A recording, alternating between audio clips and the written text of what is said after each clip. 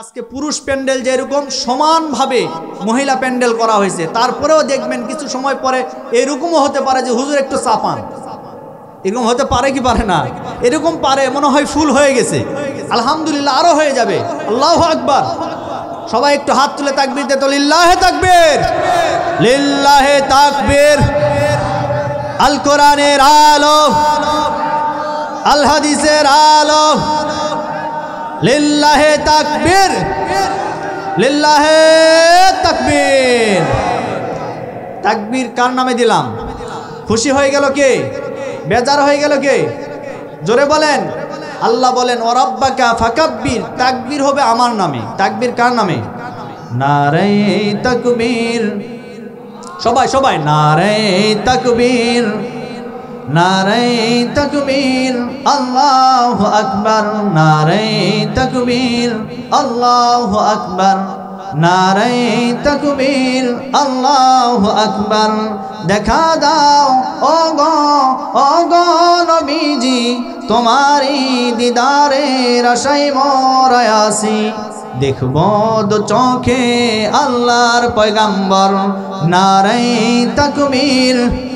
সবাই আওয়াজ ফেটে দেন একটু, নারে তাকবীর, উচ্চ আওয়াজে নারে তাকবীর, আল্লাহু আকবার, নারে তাকবীর।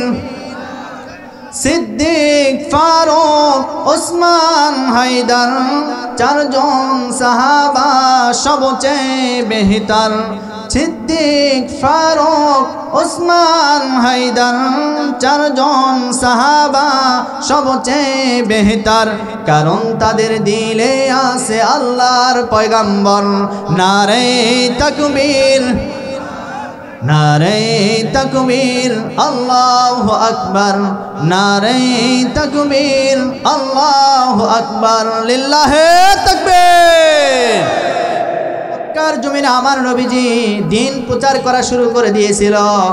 এক পর্যায়ে কাফির বেঈমানেরা আমার নবীজিকে বহু জুলুম নির্যাতন করেছে। আমার নবীজিকে তারা মেনে নিতে পারে নাই। আমার নবীজি দিন প্রচার করা এরপরেও বন্ধ করে নাই।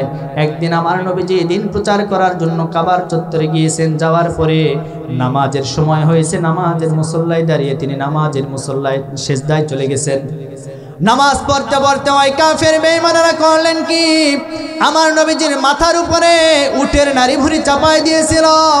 এক পর্যায়ে নবীজির মেয়ে ফাতেমা রাদিয়াল্লাহু তাআলা আনহা তিনি ঘর থেকে যখন এই দৃশ্যটা দেখতে পেলেন, তিনি দৌড় মেরে এসে আমার নবীজির মাথার উপর থেকে উটের নারী ভুঁড়িগুলো সরায় দিয়েছিল। আমার ভাইরা এরকম জুলুম নির্যাতন করত, এরপরেও আমার নবীজি দিনের প্রচার মক্কাতে বন্ধ করেছেন, আরো বেশি করেছেন। জোরে বলেন, আরো বৃদ্ধি করেছেন। সুতরাং আমরা বলতে চাই, আমরা আল্লাহর সৈনিক, আমরা নবীর উম্মত। আমাদের উপরে যতই জুলুম নির্যাতন হোক না কেন, যেহেতু এসেছি এই পথে, সুতরাং এই পথেই থাকবো। এরপরেও যদি আমাদের মরণ হয়ে যায়, আমরা রাজি আছি। কোন বাতিল পন্থীদের কাছে মাথা নত করতে রাজি নাই। আল কোরআনের সৈনিক আমি, নেই তো কোনো ভয়। এক আল্লাহর গোলাম আমি, এই তো পরিচয় আমার, এই তো পরিচয়। আল্লাহু আকবার, আরো জোরে বল আল্লাহু আকবার। আল কোরআনের সৈনিক আমি, নেই তো কোনো ভয়। এক আল্লাহর গোলাম আমি, এই তো পরিচয় আমার, এই তো পরিচয়। এই পৃথিবীর সবই নকল, এই পৃথিবীর সবই নকল, আসল কিছুই নয়। এক আল্লাহর গোলাম আমি, এই তো পরিচয় আমার, এই তো পরিচয়। আল কোরআনের সৈনিক আমি, নেই তো কোনো ভয়। এক আল্লাহর গোলাম আমি, এই তো পরিচয় আমার, এই তো পরিচয়। কোরআন হাদিস শাসনতন্ত্র রাসূল আমার নেতা, উৎসাহ মোর চির অমলান ইতিহাস বীর গাথা। কথা বলেন। কোরআন হাদিস শাসনতন্ত্র রাসূল আমার নেতা, উৎসাহ মোর চির অমলান ইতিহাস বীর গাথা। এক আল্লাহ ছাড়া আমার দিলে, এক আল্লাহ ছাড়া আমার দিলে নেই তো কোনো ভয়। এক আল্লাহর গোলাম আমি, এই তো পরিচয় আমার, এই তো পরিচয়। আল কোরআনের সৈনিক আমি, নেই তো কোনো ভয়। এক আল্লাহর গোলাম আমি, এই তো পরিচয় আমার, এই তো পরিচয়। জীবনের চেয়ে ইমানের দাম জানো অনেক বেশি, তবে কেন ইমান ছেড়ে জীবন পেয়ে খুশি? জীবনের চেয়ে ইমানের দাম জানো অনেক বেশি, তবে কেন ইমান ছেড়ে জীবন পেয়ে খুশি? তোর ওই ইমানের মাঝে আছে, তোর ওই ইমানের মাঝে আছে মুনাফিকের জয়। এক আল্লাহর গোলাম আমি, এই তো পরিচয় আমার, এই তো পরিচয়। আল কোরআনের সৈনিক আমি, নেই তো কোনো ভয়। এক আল্লাহর গোলাম আমি, এই তো পরিচয় আমার, এই তো পরিচয়। এই পৃথিবীর সবই নকল, এই পৃথিবীর সবই নকল, আসল কিছুই নয়। এক আল্লাহর গোলাম আমি, এই তো পরিচয় আমার, এই তো পরিচয়, এই তো পরিচয় আমার, এই তো পরিচয়। আল্লাহু আকবার। সম্মানিত ভাইরা আমার, আমি যে কথা বলতে চাচ্ছি, আমার নবীজি দিনের প্রচার বন্ধ করেন নাই। এমন একটা দিন আমার নবীজি আবার কাবার চত্বরে চলে গেলেন। যাওয়ার পরে নামাজের মুসল্লায় যখন দাঁড়িয়েছে, একজন বিখ্যাত কাফির এসে আমার নবীজির গলার ভিতরে একটা গামছা পেঁচায় দিয়া আমার নবীজিকে শ্বাসরোধ করার চেষ্টা করলেন, মারার চেষ্টা করলেন। এক পর্যায়ে হযরত আবু বকর সিদ্দিক রাদিয়াল্লাহু তাআলা আনহু ঘরের ভিতর থেকে এই দৃশ্যটা দেখতে পেল। দেখতে পাওয়ার পরে আবু বকর সিদ্দিক চলে আসলো নবীজির কাছে। আসার পরে ওই কাফিরের কাছ থেকে আমার নবীজিকে হেফাজত করলেন, রক্ষা করলেন। রক্ষা করার পরে এইবার ওই কাফের বেঈমানেরা আমার নবীজিকে বাদ দিয়ে আবু বকরকে ধরেছে মারার জন্য। মারতে মারতে এক পর্যায়ে আবু বকরের মুখটা থিতলা করে ফেললো।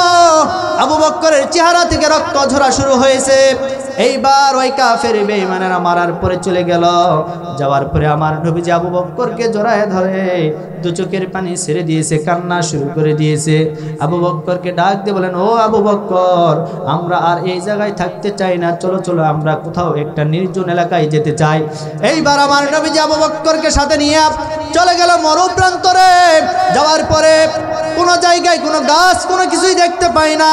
হঠাৎ করে চলতে চলতে মরুপ্রান্তরে একটা জায়গায় দেখতে পেলেন একটা গাছ। ওই গাছের নিকটে বসে পড়ল। ওই গাছের নিকটে বসে পড়ার পরে আমার নবীজি দূর থেকে দেখতে পেল একটা রাখাল উট ভেড়া বকরি দুম্বার কাজে নিয়োজিত আছে। আবু বকরকে ডাক দিয়ে বলেন, ও আবু বকর, যাও যাও চলে যাও, ওই রাখালটাকে আমার কাছে নিয়ে আসো। এইবার আবু বকর চলে গেল ওই রাখালের কাছে। যাওয়ার পরে ওই রাখালকে ডাক দিয়ে আমার নবীজির কাছে নিয়ে আসলো। আসার পরে আমার নবীজি ওই রাখালকে ডাক দিয়ে বলল, রাখাল, আমি জানি এই মরুপ্রান্তরে ওই যে পাল দেখতে পাচ্ছি, ওইটার চাকরির দায়িত্ব হয়তো তুমি আসো, চড়ানোর দায়িত্ব হয়তো তুমি আসো। এইবার রাখাল বললেন, অবশ্যই আমি ওইটার দায়িত্বে আছি। এইবার রাখালকে ডাক দিয়ে বলেন, ও রাখাল, আমরা অনেক কষ্ট করে এসেছি, আমরা অনেক পরিশ্রম করে এসেছি, আমাদের দেহের ভিতরে তৃষ্ণার্ত, আমরা একটু খাবার খেতে চাই। ও রাখাল, আমি তোমাকে বলি, ওই পালের ভিতরতে একটা ছাগি আমি তোমার কাছে চাই, যে ছাগি থেকে দুধ দহন করে আমরা আমাদের তৃষ্ণাটা একটু নিবারণ করতে চাই। এই কথা যখন রাখালকে বলল, রাখাল ডাক দিয়ে বলল, না না না, আপনাদেরকে আমি চিনি না, তবে আমি সর্বপ্রথম বলেছি ওই পালের মালিক কিন্তু আমি না, ওই পালের একজন মালিক আছে, আমি মালিককে না বলে আপনাকে ওই ছাগি দিতে পারবো না। এইবার আমার নবীজি মনে মনে ভাবলেন, যদিও রাখাল অন্য ধর্মের, কিন্তু ভয় আছে আল্লাহর। জোরে বলি সুবহানাল্লাহ। আল্লাহর ভয় থাকার কারণে এই কথা বলতে পারল।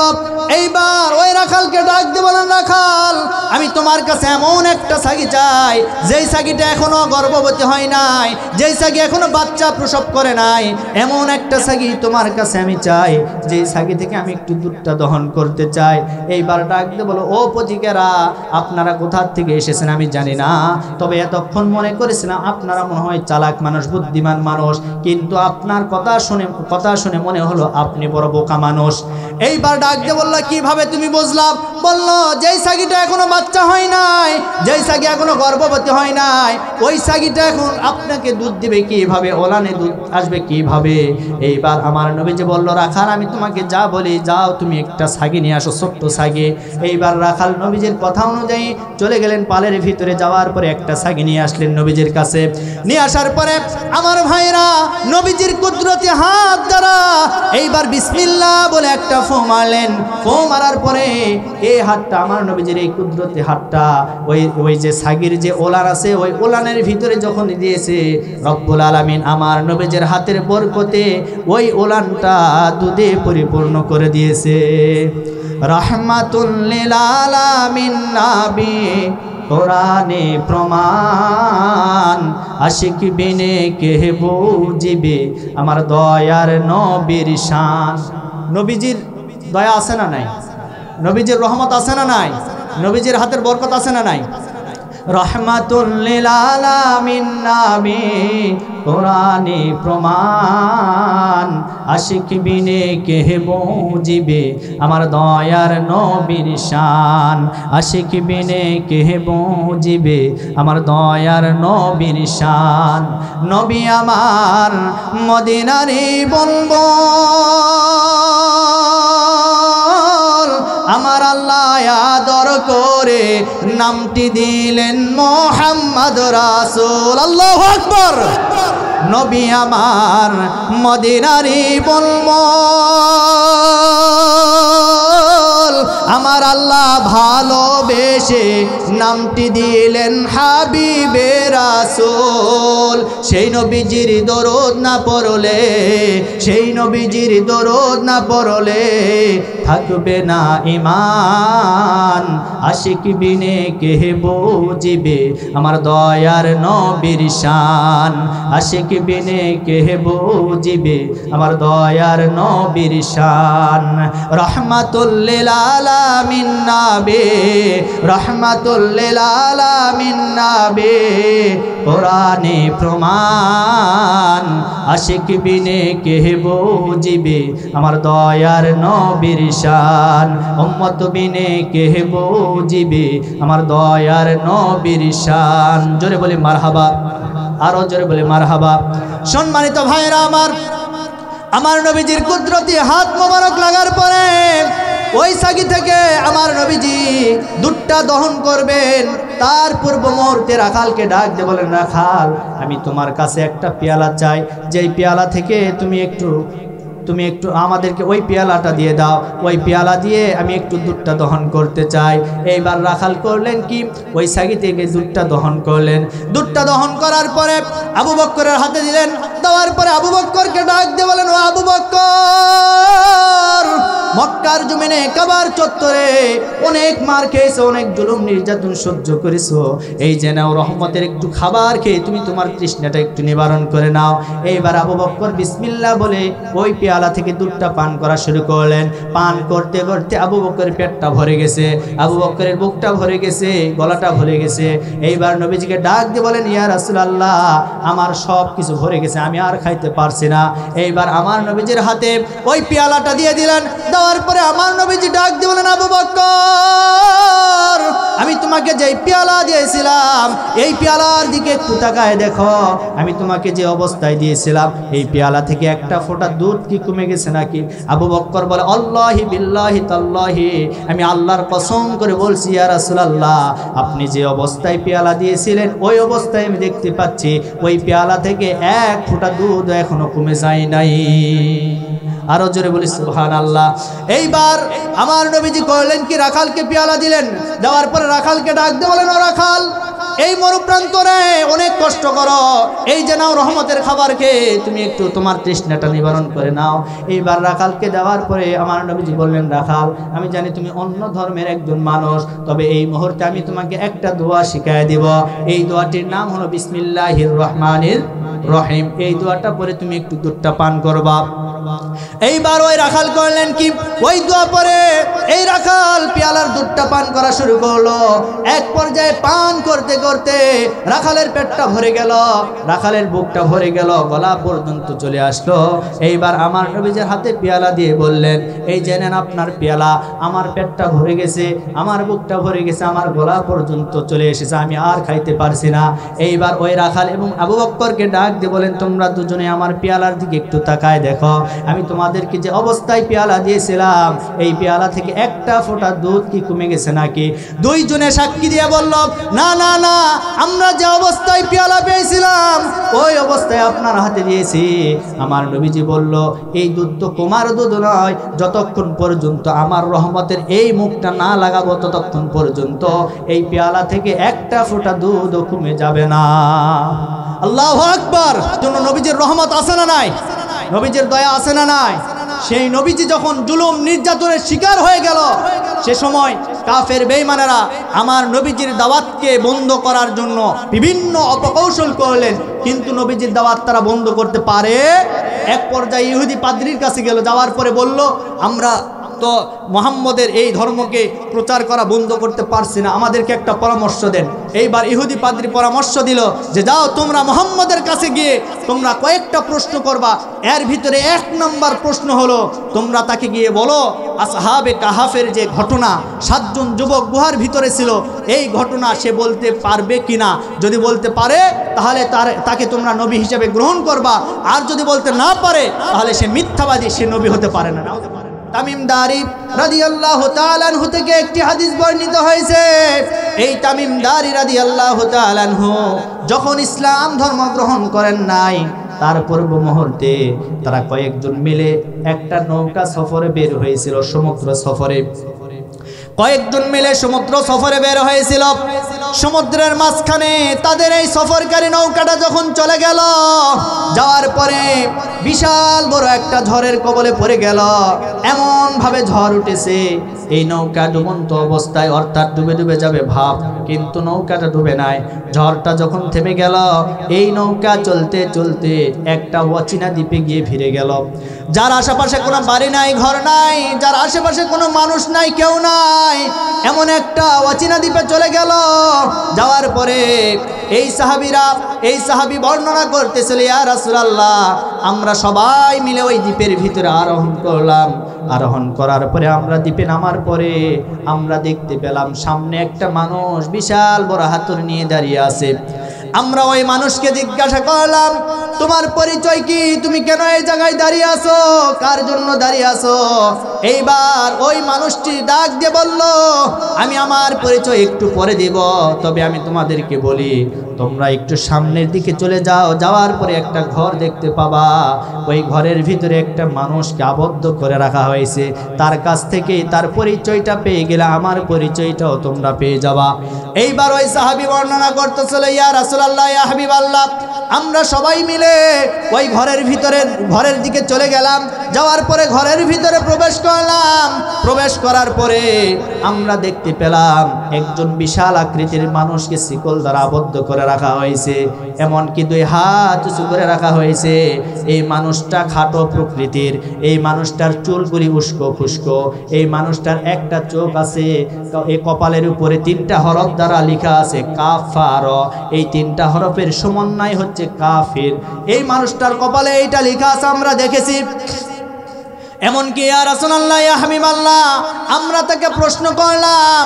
প্রশ্ন করার পরে আমরা জিজ্ঞাসা করলাম, ভাই তোমার নাম কি? তোমার পরিচয় কি? তুমি এই অচেনা দ্বীপে এই অবস্থায় কেন আছো? আমাদেরকে একটু জানায় দাও। এইবার ওই ব্যক্তি জবাব দিয়েছিল, আমি আমার পরিচয় একটু পরেই দিব, তবে আমি জানতে চাই তোমরা কোথা থেকে এসেছো, তোমরা কি কারণে এই জায়গায় আসলে, আমাকে একটু বলো। ইয়া রাসূলুল্লাহ, ইয়া হাবিবাল্লাহ, আমরা ওই সময় বলেছিলাম আমরা আরব দেশ থেকে এসেছি। আমরা কয়েকজন মিলে একটা নৌকা সফরে বের হয়েছিলাম।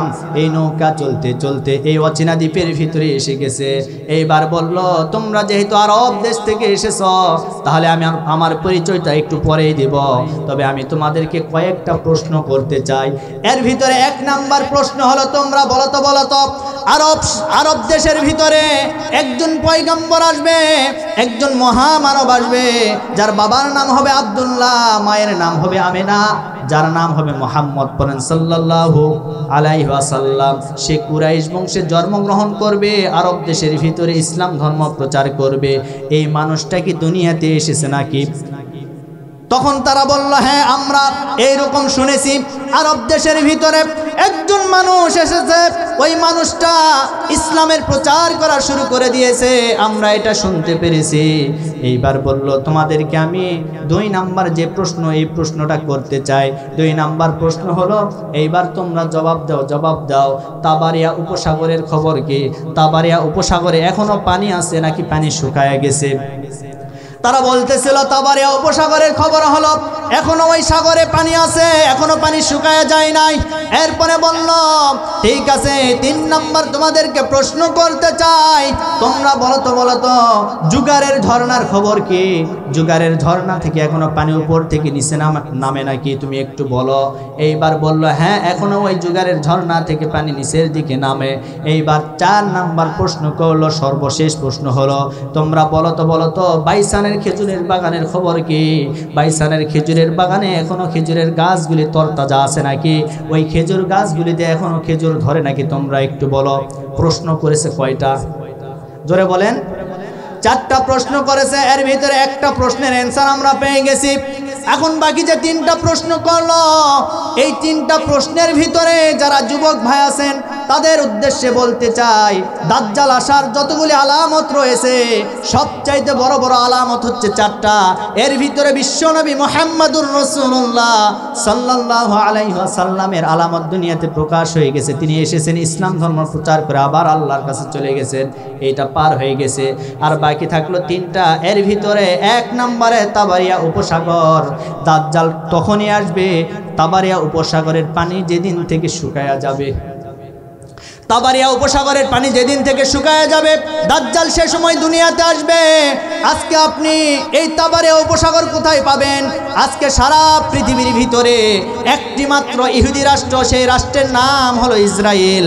আর ওই ইসরায়েল ইহুদিদের নেতা হবে দাজ্জাল, তাদের নেতৃত্ব দিবে দাজ্জাল।